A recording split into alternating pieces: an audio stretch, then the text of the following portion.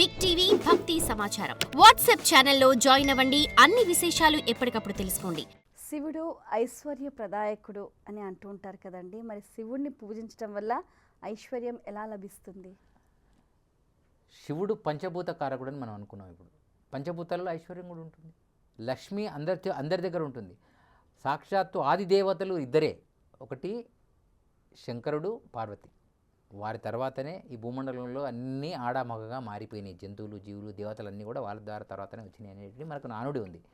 మరి ఆ తర్వాత అందులో అన్నీ ఉన్నట్టేగా, లక్ష్మి ఉన్నట్టేగా. మనం తర్వాత ఏం చేసుకున్నామంటే ఒక్కొక్క యాంగిల్లో లక్ష్మి ఇది, గణపతి ఇది, శివుడు ఇది, పార్వతి ఇది, రాముడు ఇది అని మనం మెల్లగా యుగాలు మారిన కొద్దీ మనకు దేవతలుగా ఎన్లార్జ్ చేయకుండా వచ్చింది. అన్నీ వాళ్ళిద్దరిలోనే అవన్నీ ఉన్నాయి. ఆది దేవతలు, ఆది గురువులు వాళ్ళే అని మనకు అన్ని పురాణం, శివపురాణం అది చెప్తుంది. వేదంలో కూడా అదే ఉంది. ఇప్పుడు నేను చెప్పాను, శ్రీకరమగు, శ్రీ అంటే శ్రేష్టమైన, అంటే శ్రీ అంటే లక్ష్మి కదా. శ్రీకరమగు శివకవులకు ప్రాకటముగా భావజ్ఞులకున్, ప్రాకటంగా ఆ భావాన్ని తెలిసినటువంటి భావజ్ఞులకున్, భావజ్ఞులకున్, భక్తులకున్ లోకములోన వెలుగు, లోకములో ఏది వెలుగుతుంది? లోకములోన వెలుగు నిరాకారంబోయే శివతత్వం. నిరాకారమును శరణ మరణరా సిద్ధ అన్నాడు. అక్కడ ఏడా విష్ణుపదం రాలేదే, అక్కడ బ్రహ్మపదం రాలేదే. ఎవరైనా శివుని ఆజ్ఞ లేనిది చీమైనా కుట్టదనేటువంటి సాంప్రదాయంలో మనం ఉన్నాము.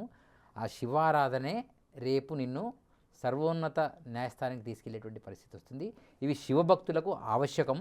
ఇందులో శివుడికి, విష్ణువుకి, బ్రహ్మకు భేదభావం లేదని చెప్పేటువంటి గురువులే ఈ భేదభావాన్ని తెస్తున్నారు. ఇది భక్తులు అనేవాడు గ్రహించాలి. భక్తులు అనేవాళ్ళు ఖచ్చితంగా గ్రహించాలి. ఇది గ్రహించకపోతే మనం ప్రమాదంలో పడిపోతాం అంతే. సో శివరాత్రి నాడు భక్తులు క్యూ లైన్లో ఉండి మరీ కాదు, శివరాత్రి నాడు మానసిక పూజలో ఉండాలి. ఎవరింట్లో వాళ్ళు ఖచ్చితంగా ఉండి ఆ ఆరాధనను నిర్వహిస్తే శివుడే నీ లోపల జఠరాగ్ని రూపంలో వచ్చి కూర్చుంటాడు.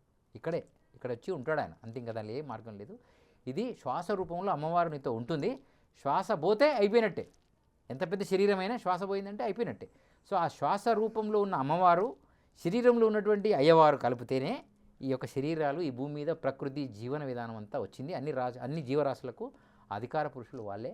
కాబట్టి ఇది అందరూ గ్రహించాలి. గ్రహించకపోతే దీని దగ్గర విషయం కూడా జరుగుతుంది. ప్రళయం కూడా వారి ద్వారానే వస్తుంది. చూడు, లయకారకుడు ఆయనే, సృష్టికారకుడు కూడా ఆయనే అని చెప్పారు.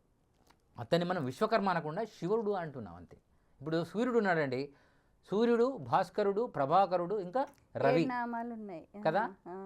ఒక్క గోళానికి ఇన్ని నామాలు ఉంటే అనేక గోళాలకు అధిపతి అయినటువంటి విశ్వకర్మకు మరి ఎన్ని పేర్లు ఉంటాయి? శివుడు అన్న ఆయనే, విష్ణు అన్న ఆయనే, బ్రహ్మ అయిన ఆయనే, అమ్మవారు అన్నీ కలిపి ఆ విశ్వం కర్మం కరోతి సహ విశ్వకర్మ. ఇది యజుర్వేదంలో ఉంది, మీరు చూసుకోండి కావాలంటే. విశ్వం కర్మం కరోతి సహ విశ్వకర్మ. ఎవడైతే విశ్వాన్ని చేస్తాడో, ప్రపంచాన్ని కాదు, ఆ విశ్వానికి ఆది ఉన్నటువంటి వాళ్ళు. మీరు చాగంటి కోటేశ్వరరావు గారు చెప్పారు, విశ్వకర్మ పరమాత్మ అని చెప్పాడు ఆయన. మీరు కావాలంటే వినండి.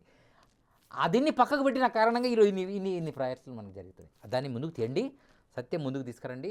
ఇప్పటికైనా గతం కథ, ఇప్పుడైనా సత్యం చెప్పేటువంటి పండితులు బడికి రావాలి. లేదా వీళ్ళు పామరులుగా నిరూపణ చేసుకోవాల్సిన పరిస్థితి వస్తుంది. నేను చెప్తున్నా వాస్తవం, సత్యం చెప్పాలి. ఇది అగ్ని అని చెప్పండి, దానిలో తప్పులేదు. మీరు అగ్ని కాదండి ఇది బొగ్గులు అంటే అదే నీకు అగ్నియే కాలుతుంది. అదే ఇప్పుడు జరుగుతుంది. ఇలా ప్రపంచ దేశాల్లో మనకు మంచి విశ్వగురువు కావాలంటే సత్యం బయటికి రావాలిగా, సత్యం రావాలి కదా. ఈరోజు ప్రపంచానికి మంది ఇచ్చింది ఎవరు? మన దేశమే.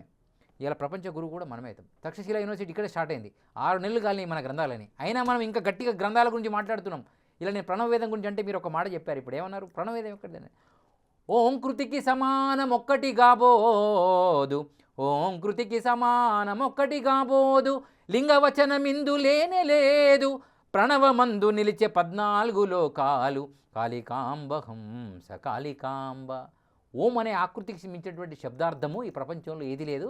అది 14 లోకాల్లో ఎందెందుకు వెతికినా దొరకదు. దానికంటే గొప్ప పదార్థం లేదన్నాడు సాక్షాత్ వీరబ్రహ్మేంద్ర. అంటే ఓంకారం ఉన్నట్టేగా. అంటే ఓంకారము అనేది ప్రణవం. ఆ ప్రణవానికి ఒక వేదం ఉంది. ఇప్పుడు శుక్ల యజుర్వేదం, కృష్ణ యజుర్వేదం అని వచ్చిందండి. కృష్ణుడు పుట్టిన తర్వాత కృష్ణ యజుర్వేదం రాలేదు కదా. శుక్ల కృష్ణ అంటే అది అమావాస్య పౌర్ణమి అని అర్థం. ఒక వేదంలో 2 వేదాలు ఎందుకు వచ్చినాయి అడుగుతున్నా. అంతకుముందు ఒకటే యజుర్వేదం ఉన్నప్పుడు దానిలో శుక్ల యజుర్వేదం, సామవేదం ఉందండి. ఋగ్వేదం, యజుర్, సామ, అధర్వణ వేదం ఉంది. ప్రణవవేదాన్ని ఎందుకు మింగారు? నేనేమంటున్నా, ఈ కారకులైన వాళ్ళందరూ ఆగమైపోయారు. నేను కాదంటలేను. ఇప్పుడు కూడా చెప్పకపోతే ఇంకా ఆగమైపోతారు అంటున్నా. అది ఎవరైనా కావచ్చు, దానికి మూలకారకులు ఎవరైనా కావచ్చు. పంచమ వేదము, ప్రణవము పంచమ వేదం అంట. భారతం ఎప్పుడు పుట్టిందండి? ద్వాపర యుగంలో. వేదం ఎప్పుడు పుట్టిందండి? సత్యయుగంలో. సత్యయుగంలో ఉన్న వేదాన్ని తీసుకొచ్చి భారతం జరిగినటువంటి కొట్టుకొని చచ్చినటువంటి భారతాన్ని ప్రణవ వేదం అని చెప్పే గొర్రెకు మరి నేను ఎవరు చెప్పాలి? ఇది వేమని తిట్టాడు. ప్రణవ వేదంబు భారతం బగునని పనికి మాలిరి జనులు బుద్ధిమాలి అన్నాడు. వేమన్ అన్నాడు డైరెక్ట్గా. వేమన్ అయితే నా వయసు వాడు కాదుగా, 350 సంవత్సరాల కింద. ఆయన బ్రాహ్మడు కాదు, ఆయనేమి విశ్వకర్మ సాంప్రదాయవాడు, ఇంకో వైశ్యుడు కాదు. ఆయన ఒక యోగి. ఆయన సృష్టి ద్వారా ఆలోచన చేశాడు. అంటే ప్రణవ వేదము అనేటువంటిది భారతం అని ఎట్లా అంటారు? భారతం ఎప్పుడు జరిగిందిరా గొర్రెల్లారా అని చెప్పాడు ఆయన. భారతం జరిగింది ద్వాపర యుగంలో 5000 సంవత్సరాల ఎండింగ్లో జరిగింది. ఈ వేదాలు 5 వేదాలు వచ్చినాయి సత్యయుగంలో వచ్చినాయి, కృతయుగంలో ఋషుల ద్వారా రాయబడ్డాయి. దానికి ఎవరెవరు ఋషి ఉన్నారు మీరు చూసుకోండి బయట అన్నారు. మంత్రం అన్నారు. ఇన్ని మంత్రాలు ఉన్నాయి, 7 కోటి మంత్రాలు, 33 కోట్ల దేవతలకి.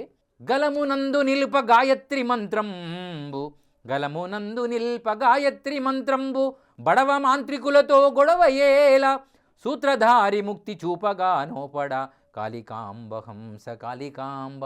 గలములో నిత్యం గాయత్రి మంత్రాన్ని ఎవరైతే నిత్యం జపిస్తారో అందులోనే శివుడు ఉన్నాడు, అందులోనే పార్వతి ఉంది. 24 అక్షరాలతో కూడినటువంటి ఛందస్సుతో కూడినటువంటి దేవతా స్వరూపమే గాయత్రి మంత్రము, గాయత్రి రూపం కాదు అని సాక్షాత్తు వీరబ్రహ్మేంద్ర స్వామి ఈ యొక్క శ్లోకాన్ని మనకు అప్పచెప్పడం జరిగింది కాళికాంబ సప్తశతిలో. వారు 7 గ్రంథాలను రచించారు.